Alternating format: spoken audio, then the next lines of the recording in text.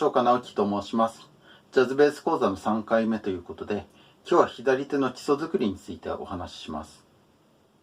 左手のですね、形については前回2回目の動画で詳しく説明していますので、よろしければそちらもご覧ください。さて今日は、この楽器のですね、一番低い、ポジションを使って左手の強化を行っていきたいと思います。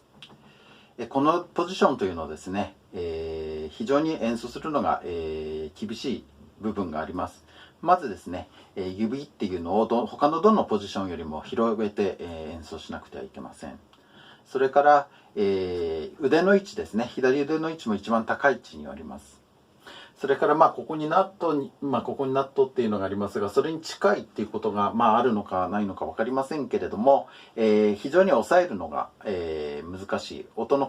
音色のですねコントロールも非常に難しい。特に低音ですね、第4弦の、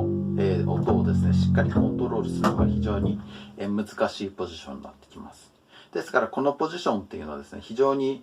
体力づくり、筋力トレーニングにはですね非常に、適したポジションと言えます。それからこの楽器、指板が、ある程度の長さがあるわけですけれども、今申し上げた理由からここのですね、基礎をしっかり、作るっていうことがとても重要で、今日お話しする内容っていうのは、左手の技術の、ほぼ半分ぐらいを占めてるぐらい、とても重要だと、私は考えています。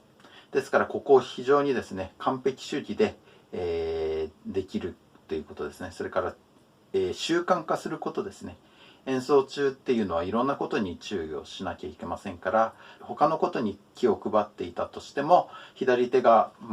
の形が崩れずにですね、理想の形で常に演奏できるようになるまで、習慣がつくまでですね、地道にトレーニングをするということが非常に重要になってくると思います。さて今日の狙いなんですけれども、3つあります。1つはこの楽器がですね、この楽器を、正確なピッチで演奏できるようになること。から2つ目、この楽器をですね、クリアで豊かな音色で、しかも粒揃いのですねムラのない音で演奏できるようになること。それから3つ目として、この楽器をレガートで演奏することです。3つ目のレガートなんですけれども、ベースラインを演奏することはもちろんなんですが、ソロラインですとかメロディーを演奏する時もですね、レガートに演奏できるっていうことがですね非常に重要になってきます。さて、具体的にですねここのポジション、一番低いポジションを、練習していくわけですけれども、2通りのですね、練習方法を、お話しします。1つ目は、弦ごとの練習、それから2つ目は指ごとの練習です。ではまず、弦ごとの練習から見ていきたいと思います。G 線から始めます。まず、チューニングが大体合ってることを確認したら、4の指で B フラットの位置を確認します。決めます。チューナーを見て、ピッチを、調べます。それからその音が大体良ければ、2の指の、要するに3の指4の指を離して2の指の A の音を決めます。確認します。今度は2の指を離して1の指の A フラットから開放ですね。でこの音、この、ポジションですね、位置が良ければメトロノームを使って4拍で練習してみましょう。 B フラットから G に戻って、今度は G から B フラットまで上がって戻ってきます。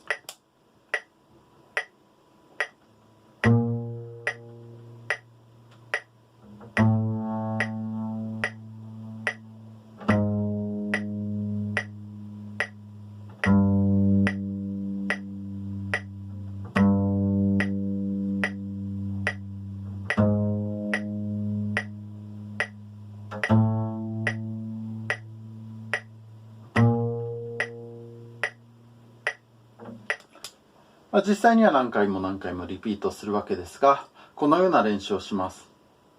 そこでよくやってしまいがちな例を、2つほど紹介したいと思います。1つ目なんですが、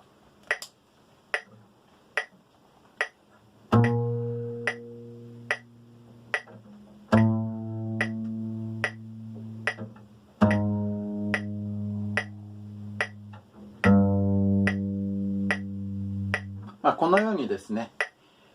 音が途中で切れてしまっている。4拍なら4拍いっぱい伸ばさなければいけないんですけど、途中でブチッと切れてしまっている。このようなことにならないようにですね、4拍なら4拍音階いっぱい音を鳴らすように心がけてください。それからよくありがちな例の2つ目なんですが、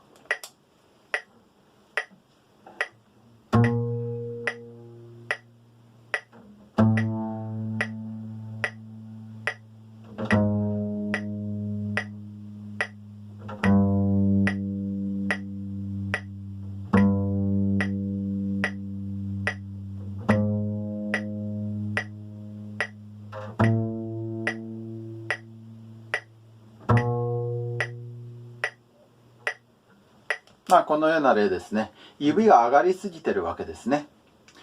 で、正確なピッチで、しかも、速いパッセージなんかもそうなんですが、正確に演奏するためにはですね、指を上げすぎないことが大事です。まず、指をあまり高く上げてしまいますとですね、せっかくスタートの指の形が良くても、指を上げて戻ってきた時の同じところを押さえてるというとは限らないわけですね。そうするとピッチが当然ずれてしまってるわけですね。それから指を激しく上げたり下げたりしてますと、これ、今ぐらいのピッチなら、今ぐらいのテンポならまだいいかもしれませんが、実際の曲の中で速いパッセージなんかになった時にもうバタバタしてしまいましてですね、音が、きちっとなりません。もう抑えるた時にはもう次の音になっているというかですね、もうとても間に合いません。コンパクトな動きをしてた方が、より、速いパッセージも対応できるということが言えますよね。ですから、指は、なるべくですね、上げる量はもう必要最低限にして、遠目から見たら指の上げ下げをしてないのになんで音が変わってるんだろうこの人と思われるのを一つの理想としてですね、それで、最低限の、動きで、音をきちっと演奏するということを心がけてください。さて G 線が良ければですね、今度は、D 線を練習します。同じように今度は F から A まで下がります。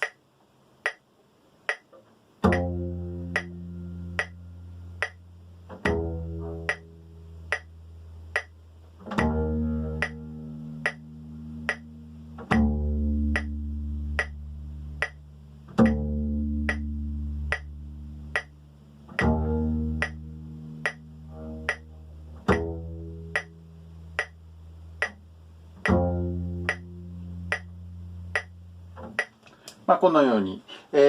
この時に大事なのがですね、手首がまっすぐになっているかですね。つまり、腕全体が、G 線からですね、腕全体が、D 線に対して、このように対応しているかということですね。で、よければ、A 線の方に行きます。3番ですね。今度 C から A まで行ってまた戻ってきます。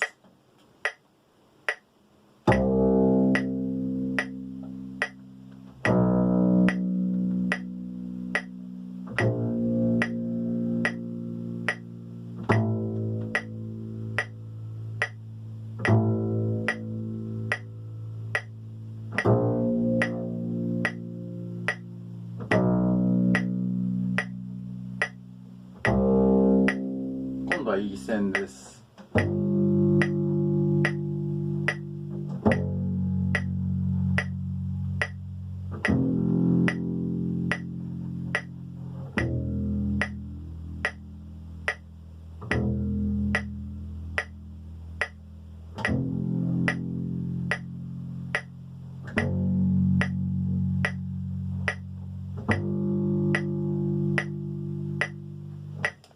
このように演奏するのですが、E 線は特に初心者にとっては難しいと思います。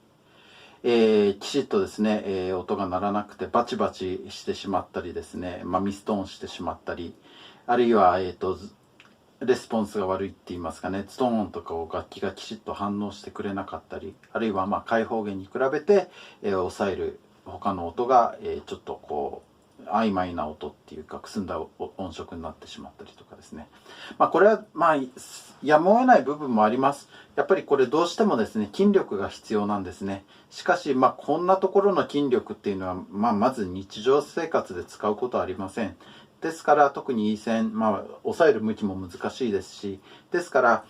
最初からこうクリアな音色で演奏するというのは正直難しいかもしれません。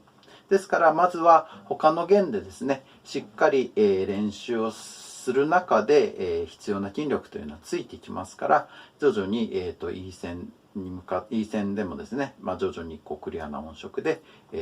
他の弦と同じような音色で演奏できるようになってくると思います。どうしても時間がかかります。根気もかかります。ですから焦らずにですね、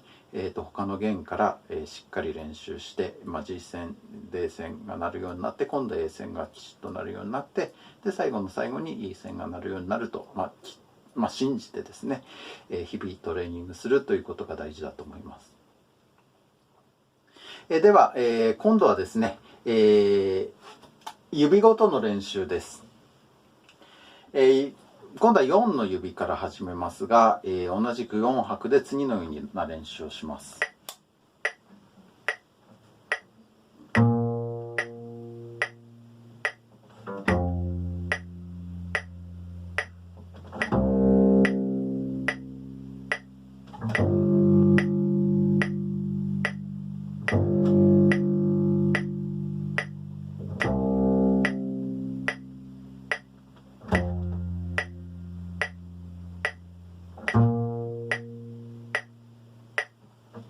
これを繰り返し練習するわけですが、つまり威厳ですね。同じ指での威厳というのは非常に難しいことです。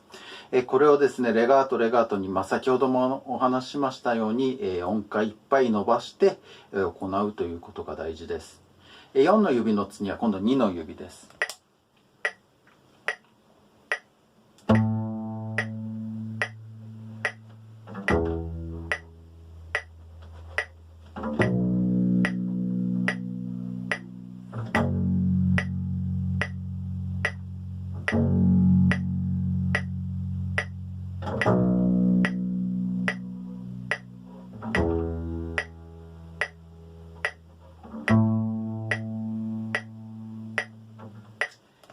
この時にですね、押さえていない3の指、4の指が、きちっとその時に押さえてる、2の指が押さえてる弦の上できちっと待機しているかということですね。つまり、A の音であれば B フラットがいつでも押さえるところに3の指、4の指があるし、今度 E の指に移弦した時は今度 F の指に小指がきちっと来ている。同じく、A 線の B の音を押さえた時はちゃんと C を押さえるようにな位置にある。それから F シャープを押さえる時はちゃんとG をいつでも押さえられる位置にですね、3の指、4の指がきちっと来てるっていうことがとても大事です。ありがちなのがですね、こういうふうに小指が立ってるとかですね、ちょっと見えにくいかもしれませんが、極端にやるとこういうことになりがちですが、そうではなくていつでも押さえられるように、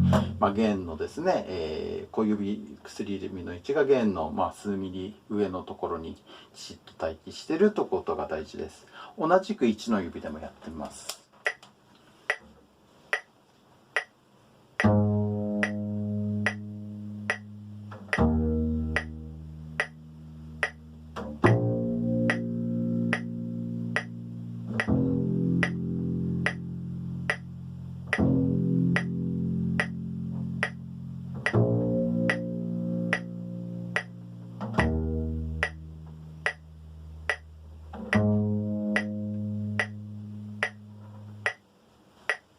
ということですね。それでですね、この練習でやっぱり一番難しいのがですね、レガートで演奏することだと思います。つい次のような、次のような、状況になってしまいます。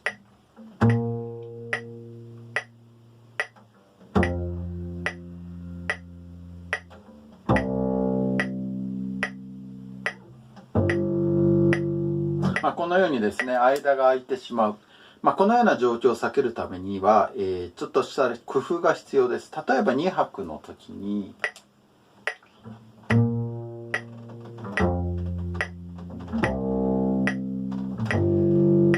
こういうのように弾くところをですね、不転四分音符と八分音符にしてみる。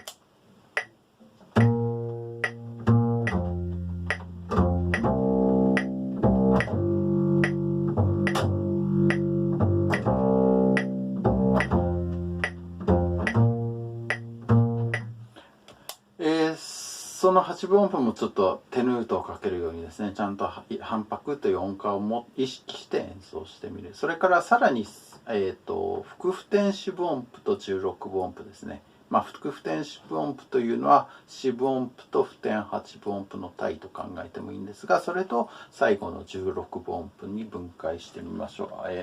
そのように演奏してみましょう。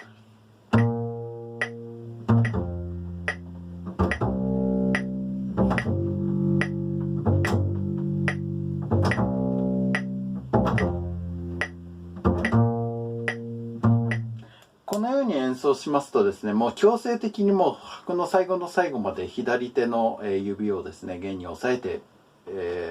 押さえつける状態にしなければいけないわけですね。このようにすると、このような練習をしばらく続けてから、例えば2分音符に戻ってやると、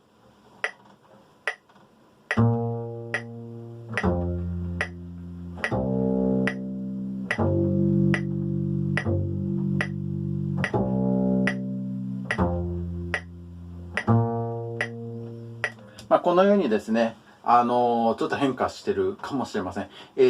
頭の中では、付点音符とか副付点のイメージを持ちながら、2分音符を弾いてみるということで、音階いっぱい2分音符に近づけることができると思います。もうこの威厳の時間っていうのはですね、もうこれは宿命としてゼロにすることはできないんですけれども、今日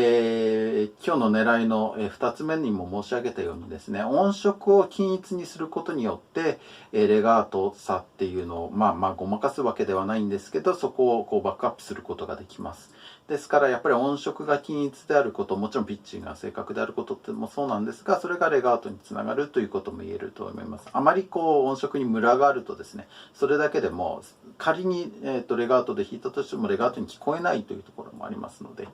ですから音色を均一にっていうことも、レガートということも実は、すごく関連が深いのではないかなと思います。ということでですね、今日の、お話ですが、この、弦ごとの練習、それから指ごとの練習でこの、一番低い、ポジションを、練習しますが、そうすることで左手が強化されて、この楽器のですね、表現が、1ランクも2ランクもアップするのではないかなと思います。とても、根気と時間が必要です。私自身もやっぱり半年以上はこれかかったと思いますが、ぜひ、ここのところがですね、この左手のテクニックの半分を占めているということをもう一度思い出して、しっかり、レベルアップしていただきたいなと思います。最後までありがとうございました。